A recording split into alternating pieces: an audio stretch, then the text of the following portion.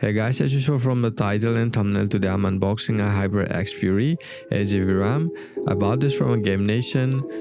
Gamenation is a site that offer a used tech product at super affordable price. I thought why not give it a shot and see if this second-hand RAM usually holds up. In this video we'll take a closer look, check out the specs and run some tests to see if it's worth it. Alright, let's get this unboxed. The packaging is simple. It is wrapped with the bubble wrap and expected for the used product. Here's the RAM stick and right away, and I can see a visible scratch on the body, but honestly at this price I can't really complain. It is fine as long as it performs well.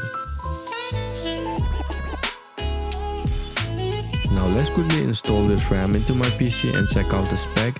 And I'll be using a software called CPU-Z to confirm the detail, and as you guys can see, the RAM shows up correctly, 8GB RAM DDR4, and also shows up frequency of this RAM, and everything looks good so far. Since this is used RAM, I just want to make sure it's stable with no hidden issues, so I'm running a stress test using the Windows Memory Diagnostic tool. This will check for any fault or error in RAM, so after testing for a few minutes, no error found. Alright, that's it guys for today's video. If you found this video helpful, make sure to hit the like button and subscribe. See you guys in my next one. Peace.